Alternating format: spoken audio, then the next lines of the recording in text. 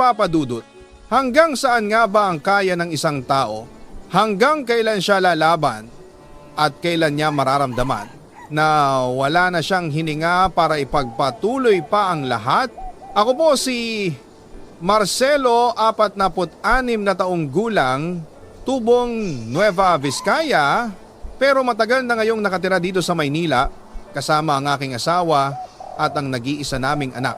Bunso ako sa 6 na magkakapatid. Namatay na ang aking mga magulang bago pa ako makaabot ng kolehiyo.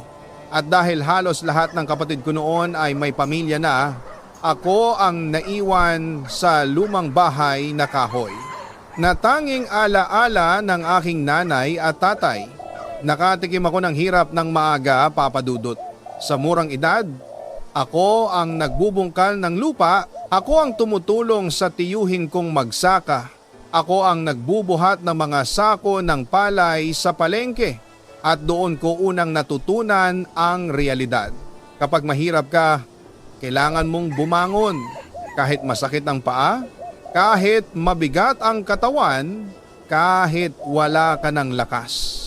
Nang nasa 2 taon na ako ng high school, napagdesisyonan kong lumuwas ng Maynila, hindi dahil may ambisyon akong maging mayaman, hindi dahil may pangarap akong marangyang buhay, kundi dahil wala nang natitirang dahilan upang manatili ako sa probinsya.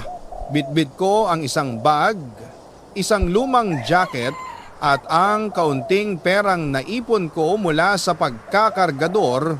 Tumira ako sa bahay ng isang malayong pinsan ng tatay ko, hindi dahil maluwag sila, kundi dahil nagbigay ako ng perang halos 1 taon kong ipon.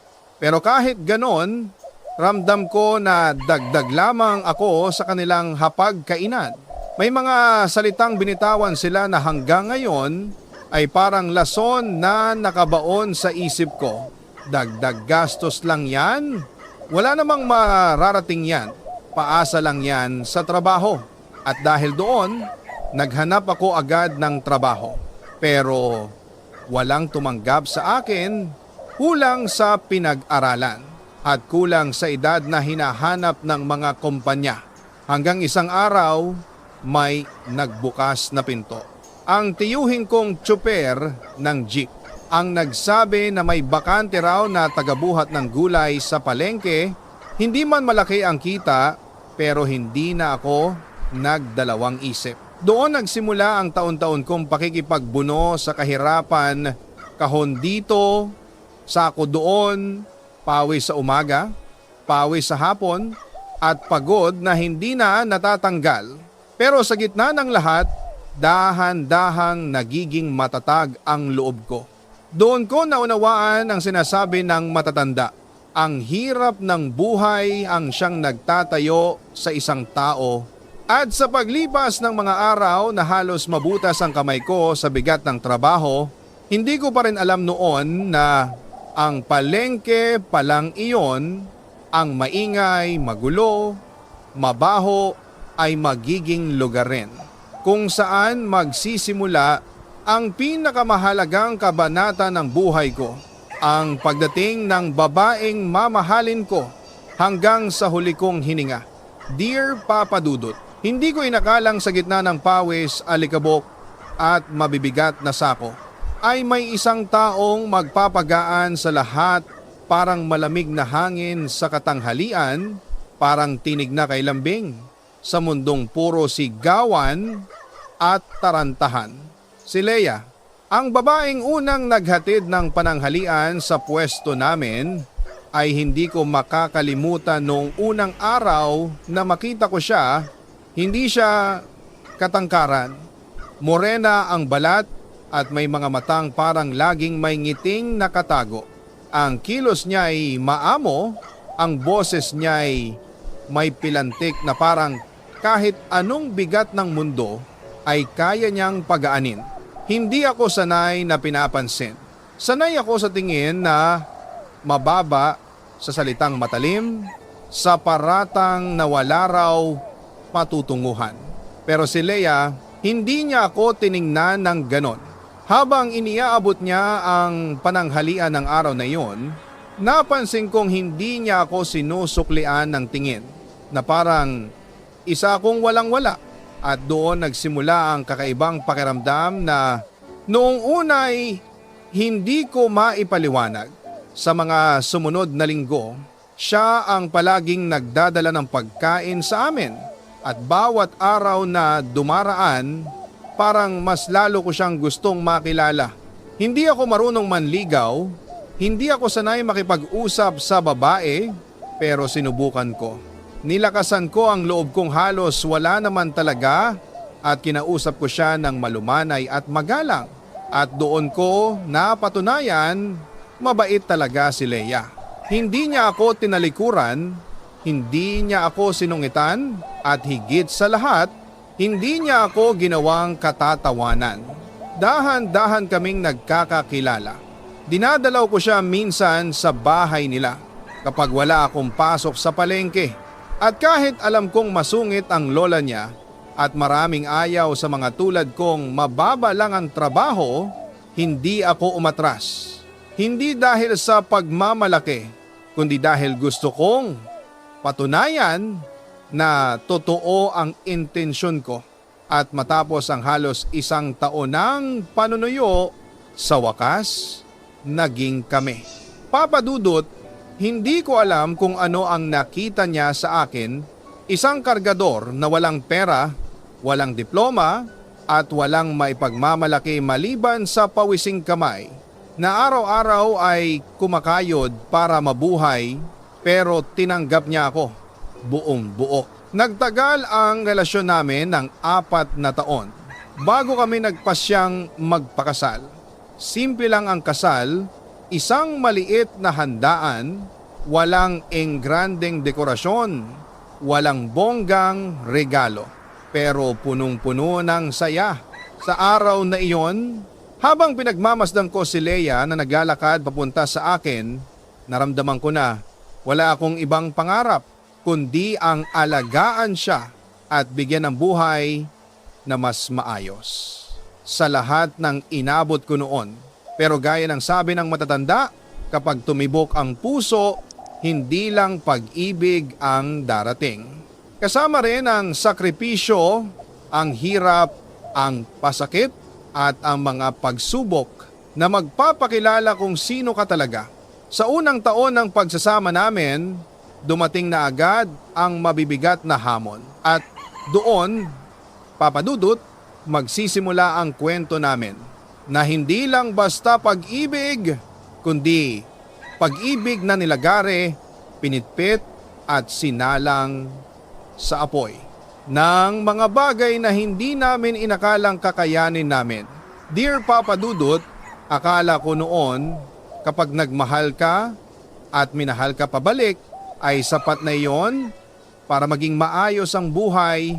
Pero sa tunay na mundo, hindi pala pag-ibig ang bumubuhay sa isang pamilya, kundi ang sakripisyong handa mong gawin para maprotektahan ang pagmamahalan ninyong dalawa.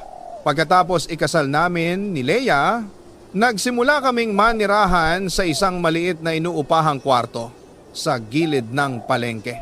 Maliit, mainit, masikip, pero masaya kami dahil magkasama kami. Nang isinilang ang panganay naming anak na si Mariel, doon nagsimulang gumaan pero sabay ding bumigat. Ang bawat araw namin, tumaas ang presyo ng bilihin, tumaas ang upa sa bahay, at ang trabaho ko bilang tagabuhat sa palengke ay hindi sapat para punan ang lahat. Sa kabila noon, lagi kong sinasabi sa sarili ko, basta't buo kami, kakayanin namin ito.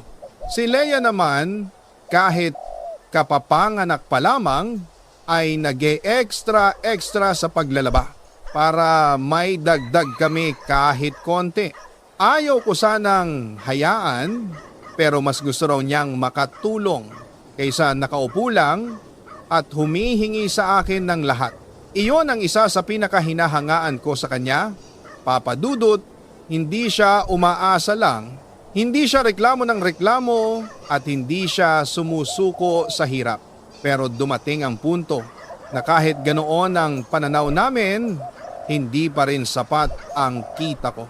Kaya nang may nagpaalam sa akin tungkol sa bakanting trabaho sa construction, hindi na ako nagdalawang isip. Mas mabigat, mas delikado, pero mas malaki ang kita at doon nagsimula ang mga taon na halos hindi ko nakikita ang anak ko. Umaalis ako bago sila magising, umuuwing pagod tuwing gabi. Pero mas pipiliin ko ang pagod kaysa gutom o kakulangan. At hindi ko inaasahan na ang trabahong iyon, ang trabahong bumubuo sa katawan ko, nagpapalakas sa paninindigan ko at nagpapaulan sa pawis ko araw-araw ay magiging dahilan din ng isang pag-ibig na magtatagal sa buong buhay ko. Doon ko unang nakita si Leia na lumuluha sa saya nang dalhin ko ang unang sweldo ko bilang construction worker. Hindi dahil malaki ang pera, kundi dahil sinabi ko, hindi mo na kailangan maglaba kung ayaw mo. Ako na ang bahala. Hindi niya tinanggap agad ang hinto, pero alam ko naramdam niyang unti-unti ko nang binubuo ang pangarap namin. Papadudot, hindi man malaki ang kinikita ko, unti-unti kaming nakakaahon. At nang isinilang ang pangalawa naming anak at saka ang bunsong lalaki, tumindi man ang hirap, tumindi rin ang lakas ng loob ko. Ngunit may isang pangyayari na hindi ko makakalimutan ngayon. Isang gabing halos mabura ang pangalan ko sa mundo. Noong ipinanganak ang bunso naming anak, nahirapan si Leia sa panganganak. Umabot sa punto na tinanong ng doktor kung sino ang dapat nilang unahing iligtas, si Leia ba o ang bata. Parang bumagsak ang lahat sa dibdib ko. Parang natuyo ang dugo ko. Hindi ko alam kung paano sasagot, paano pipili. Pero sa loob ko, alam kong hindi ko kayang mabuhay kung mawawala ang asawa ko. At kahit masakit, sinabi ko ang pinakamabigat na desisyon ko sa buong buhay. Ang asawa ko po, unahin nyo. Papadudot, yon ang unang gabing lumuhod ako sa sahig ng hospital na parang batang takot, walang lakas, walang mahinga ng tulong. Hindi ko man aminin noon, pero durog ako, watak-watak sa takot. Pero sa awa ng Diyos, pareho silang naligtas at doon nagsimula ang pagtibay namin, higit pa sa dati, higit pa sa inaakala namin, pero hindi rin pala natatapos ang pagsubok sa isang tagumpay. Dahil sa pag-inog ng panahon, may bubungad na pagsubok na hindi namin inakalang sisira. Sa lahat ng unti-unti naming binuo at doon magsisimula ang pinakamalaking unos sa buhay naming isang unos na hindi sakit ng katawan, kundi sakit ng loob, pagsisinungaling, pagkawala ng tiwala at pagbangon sa pagkadapa. Dear Papa Dudut, akala namin noon, pagkatapos mailigtas ang buhay ni Leia at ng aming bunso, ay doon na magsisimula ang pag-angat namin. At sa loob ng ilang taon, yun nga ang nangyari. Nakapaglipat kami sa mas maayos na inuupahan. Naging formal na empleyado ako sa construction, tumaas ang sweldo ko at unti-unti kaming nakaipon. Si Leia dahil sa payo ng doktor, ay hindi ko na pinayagang tumanggap muli ng mabibigat na labada. Mas pinili niyang alagaan ang mga bata at ako naman itong naghati ng lakas ko para sa lahat. Ang panganay naming si Mariel, kahit na late pumasok sa paaralan, ay nakahabol. Matatapang ang mga anak ko, mana sa nanay nila, kaya kahit mahirap, nakakapagtaka kung paano kami nakangiti pa rin sa gitna ng pagod. At sa loob ng mga panahong iyon, nagkaroon ako ng panibagong pananaw sa buhay. Siguro naman hindi na kami gagalawin ng problema. Pero mali pala ako, Papa Dudut. Dahil kung kailan kampante na ako, kung kailan umaangat na kami, kung kailan ramdam ko ang katahimikan, doon pala bubulusok ang pinakamalalim na pagsubok. Isang umaga, pagdating ko sa site, tinawag ako ng boss namin sa opisina. Hindi ko alam kung bakit. Hindi ako sanay matawag, lalo na't wala naman akong nagagawang mali. Pero pagpasok ko, hindi na ako pinaupo. Diretsyong sinabi, "Marcelo, ito na ang huli mong araw sa trabaho." Para akong binuhusan ng malamig na tubig. Para akong hinigop ng lupa sa kinatatayuan ko. Hindi ko maintindihan. Ano ang kasalanan ko? May nagawa ba akong mali? May nasabi ba akong hindi maganda? Pero bago pa ako makapagtanong, ipinaliwanag ng boss. Nabuksan ang opisina kagabi. May nanakaw. At kasama ang pangalan mo sa mga itinurong suspect. Hindi ko kayang tumayo, Papa Dudut. Hindi ko malaman kung ano ang mararamdaman ko, galit, takot, kaba o hiya. Pero nang sabihin niya kung sino ang nanuro sa akin bilang kasabwat nila sa pagnanakaw, mas tumindi ang pait sa dibdib ko. Ang taong pinaniwalaan ko, ang kumpare ko. Ang ninong pa ng anak ko, si Ruben. Si Ruben na halos araw-araw ko pang pinapakain kapag wala siyang ulam. Si Ruben na tinulungan ko noong naaksidente ang anak niya. Si Ruben na parang kapatid ko na, siya ang naglagay ng pangalan ko sa listahan. Siya ang nagdikit ng kasalanan sa akin. At hindi lang basta kasalanan, kundi kasalanang hindi ko kailanman gagawin ang magnakaw ng pinagpapaguran ng ibang tao. Sinabi ng boss ko na kahit naniniwala siyang wala akong kinalaman, hindi niya ako pwedeng panatilihin sa trabaho dahil kasama ako sa report at ayaw na raw ng kumpanya ng gulo. Doon ako bumagsak, Papa Dudut. Walang lakas, walang boses, walang nagawa. Hindi ko na nailinis ang pangalan ko. Hindi ko na naipagtanggol ang sarili ko. Para akong nalunod sa kasalanang hindi ko ginawa. Umuwi akong walang lakas at wala akong masabi kay Leia, kundi nawala ang trabaho ko. Hindi na niya kinailangan itanong kung bakit niyakap lang niya ako at sa tahimik na pagyakap niyang iyon, doon ako unang umiyak. Bilang isang ama at asawa na hindi alam kung paano sisimulan ang bukas. At akala namin yun na ang pinakamabigat. Pero hindi pa pala, Papa Dudut, hindi pa. Dahil hindi pa man natutuyo ang sakit ng pagkawala ko ng trabaho, dumating naman ang pagsubok na halos buraing ang puso ko bilang ama. At doon nagsimula ang pinakamadilim naming taon, taong katatakutan kong alalahanin pero kailangan kong ikwento para maging aral sa lahat ng nakikinig. Dear Papa Dudut, hindi pa man kami nakakabawi sa dagok ng pagkawala ko ng trabaho, dumating naman ang pinakamalalim na sugat na tatama sa puso naming mag-asawa. Isang gabi, habang nagluluto si Leia at si Mariel naman ay gumagawa ng assignment, napansin namin ang bunso naming si Lino na tila matamlay.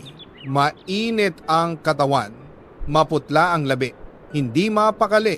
Alam namin may kakaiba. Dinalagad namin siya sa health center pero sinabihan kaming dalhin siya sa mas malaking ospital dahil baka komplikado na. Papa Dudut, habang nasa biyahe kami, nasa kandungan ko si Lino.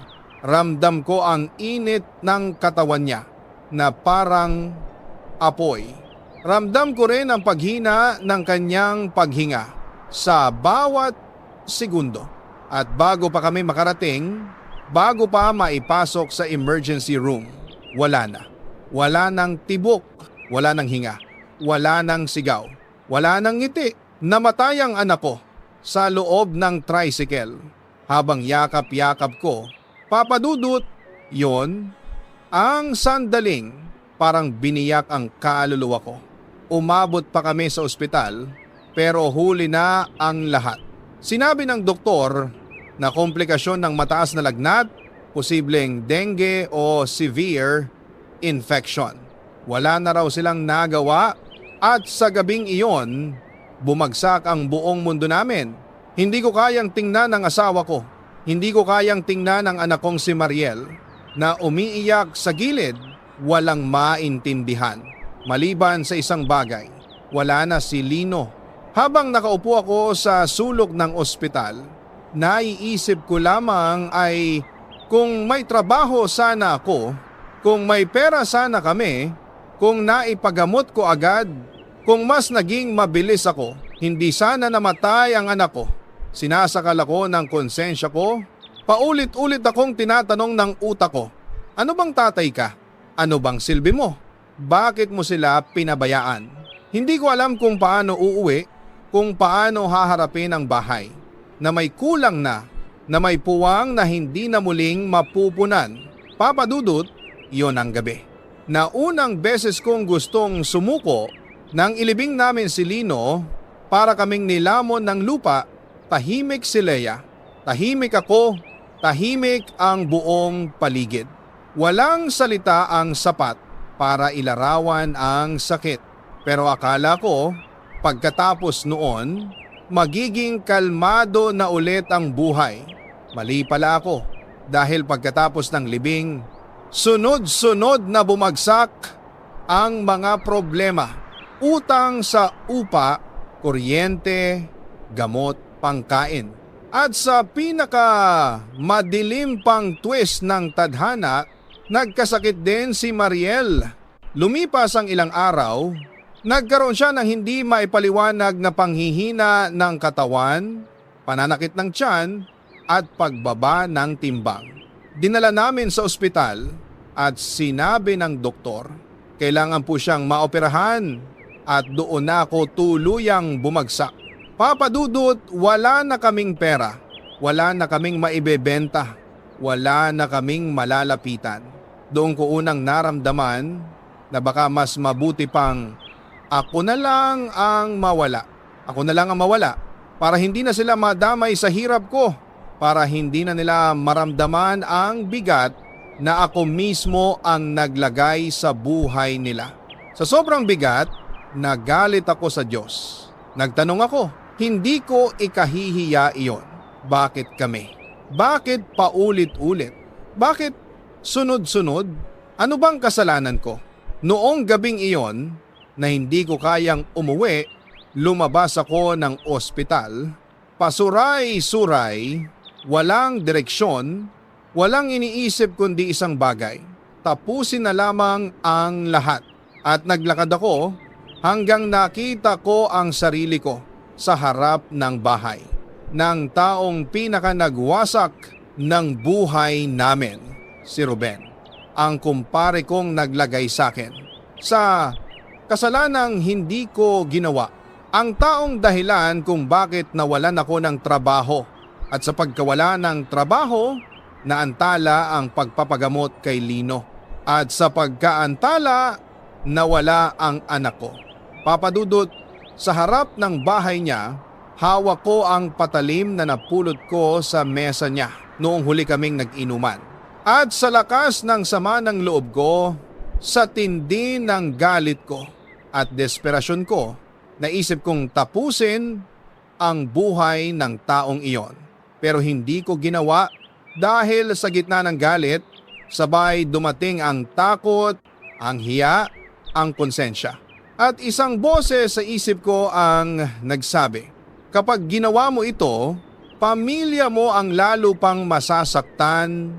Kaya bumagsak ako sa sahig, umiyak, nanginginig at umuwi dala ang patalim na kumakatawan sa pinakamadilim kong gabi. At pagdating ko sa bahay, doon ko narinig ang boses ni Leia, tinatakpan ang paghikbi niya.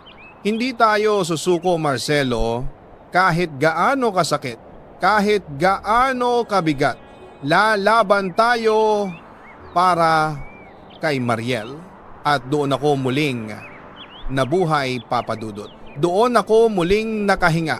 Doon nagsimula ang pinakamahirap ngunit pinakamatapang na desisyon na gagawin ko sa buhay ko. Dear Papa Dudut, kinabukasan ng pinakamadilim kong gabi, dinala ko sa ospital ang bagong buo kong lakas. Kahit pagod, kahit hindi pa tapos ang mga luha, kahit nanginginig pa rin ang mga kamay ko sa alaala ng patalim na halos naging katapusan ko. At sa oras na iyon, para sa anak ko, para kay Mariel, kailangan kong lumaban. Pagpasok ko sa room niya, nakita ko ang asawa kong si Leia, magdamag na hindi natulog, nakahawak pa rin sa kamay ng aming anak na nakadextrose, maputla at halos hindi makagalaw. Tumabi ako sa kanila. Hinawakan ko ang balikat ni Leia at sinabi kong gagawa ako ng paraan. Wala pa akong plano noon pero buong puso kong binitiwan ang pangakong iyon. Pangakong ipinagdiinan ko sa sarili ko na tutuparin ko kahit mabali pa ang lahat ng buto ko. Habang lumalabas ako ng ospital, dala ko ang preskripsyon, dala ko ang listahan ng bayarin, dala ko rin ang presensiya ng takot na baka hindi namin kayanin, pero dala ko rin ang isang bagay, ang matinding pangangailangan na kumilos. At doon ako tumungo sa tanggapan ng munisipyo. Papa Dudut, hindi ako sanay humingi ng tulong, sanay ako magbanat ng buto, magkargador, magpasan ng semento, magtiyaga sa init ng araw kaysa lumapit sa opisina ng gobyerno na para bang nagmamakaawa. Pero noong araw na yon, hinubaran ko ang sarili ko ng hiya. Pagdating ko sa munisipyo, nagpila ako. Mga 3 oras ang inantay ko.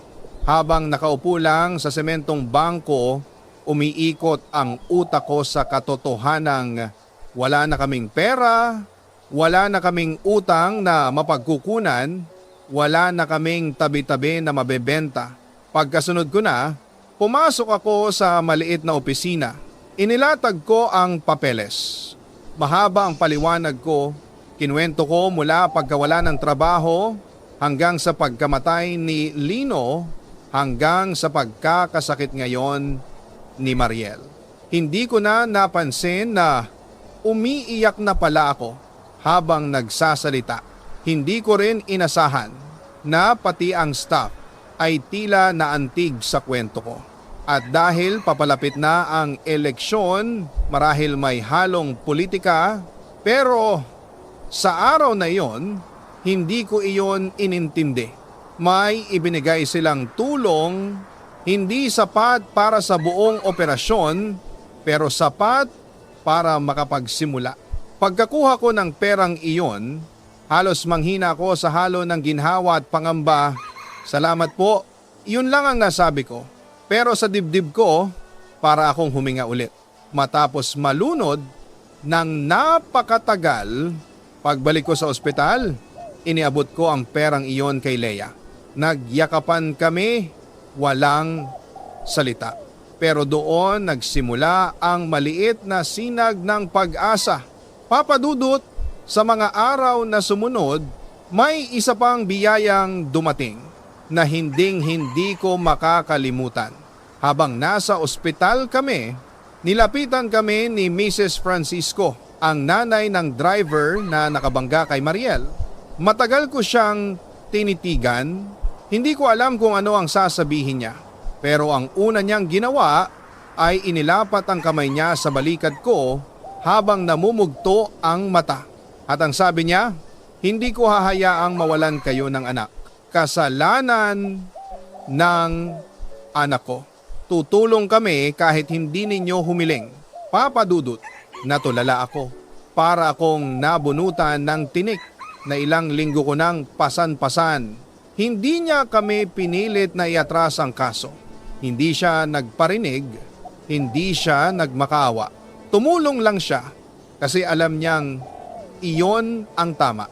Sa loob ng linggong iyon, naasikaso ang operasyon at ng araw na isinagawa ito, iyon ang isa sa pinakamahabang oras ng buhay naming mag-asawa. Nakahawak kami ni Leia sa isa't isa, mahigpit, tahimik, parehong inuubos ang lakas para hindi madehado ng takot. Nang lumabas ang doktor, malumanay siyang ngumiti at successful ang operasyon.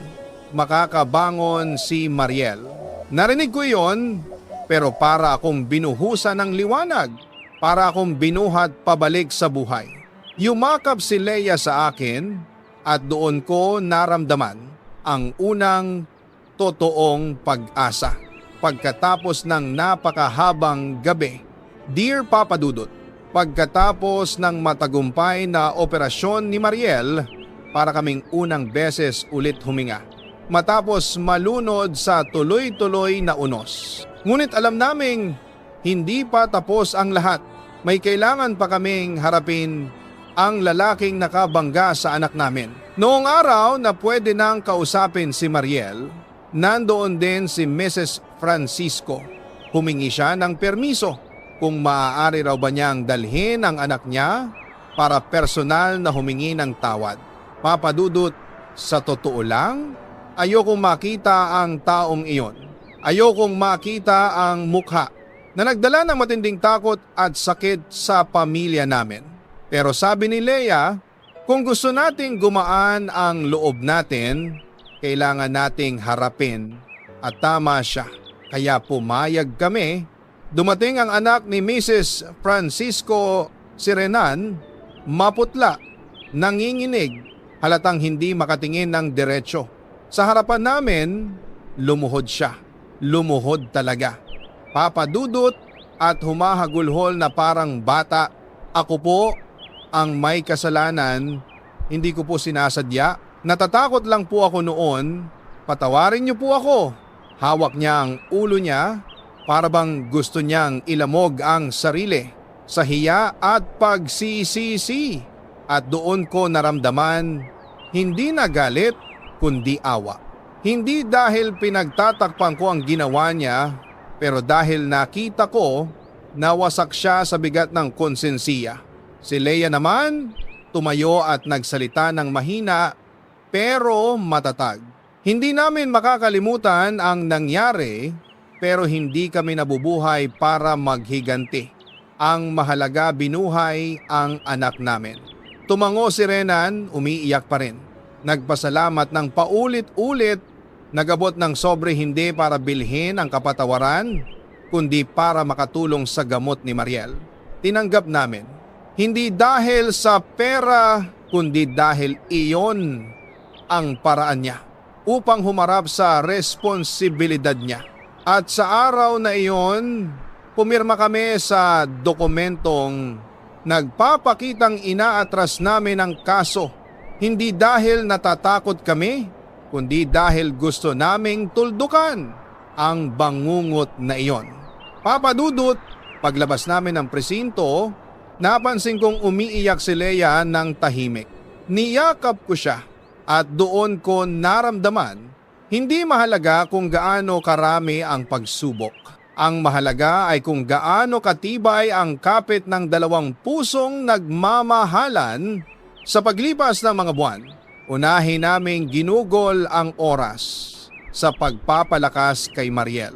Unti-unti siyang bumalik sa sigla, nakangiti, tumatakbo, nag-aaral ulit at habang unti-unting naghihilom ang sugat namin, unti-unti ring bumabalik ang kabuhayan.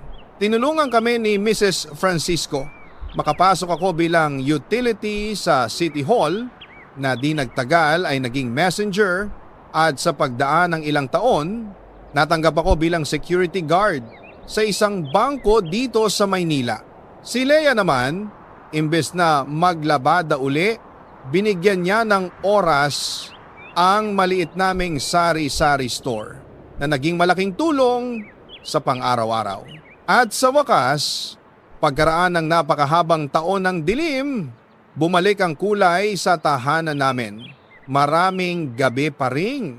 Pinag-uusapan namin ang lahat, Hindi para muling masaktan, kundi para tandaan kung gaano kami kalakas noong panahon na halos basagin kami ng tadhana.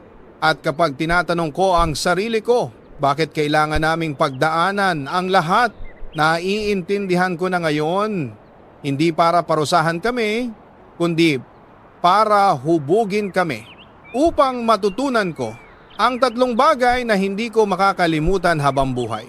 Una, ang pagmamahalan ay sinusubok pero mas lumalalim kapag pinaninindigan. Pangalawa, ang pananampalataya ay lumalakas kapag wala ka ng ibang mahawakan kundi siya.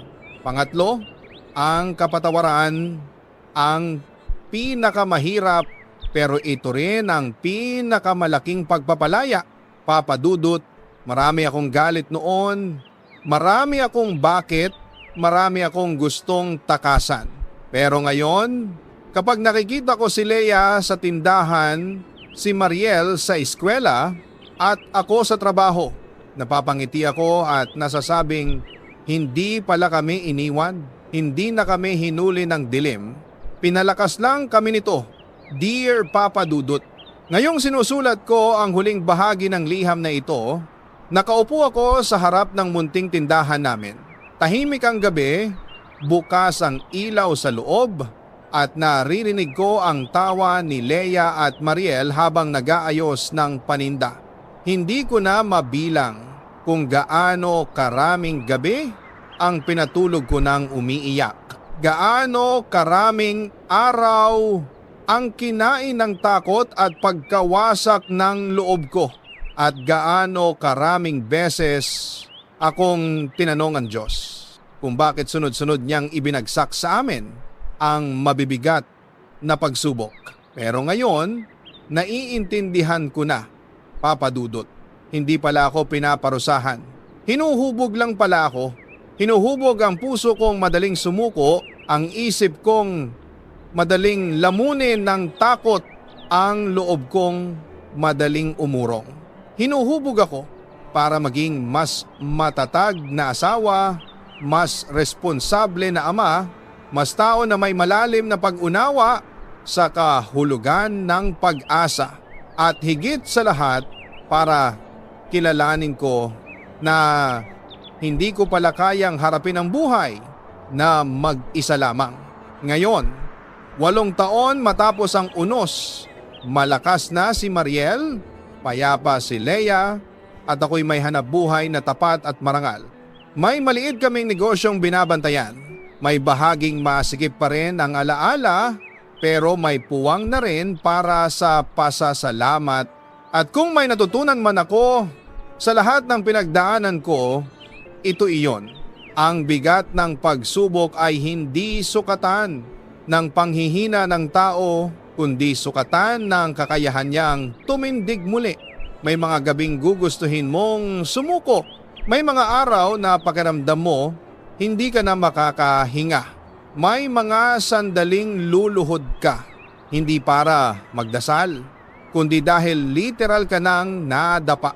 Pero sa bandang huli, kapag hindi mo binitawan ang pamilya mo, kapag hindi mo tinanggap ang galit bilang tirahan, kapag naghanap ka pa rin ng liwanag, kahit nagdidilim ang buong paligid, darating ang araw na maiintindihan mo rin kung bakit mo kailangang dumaan sa lahat ng yon.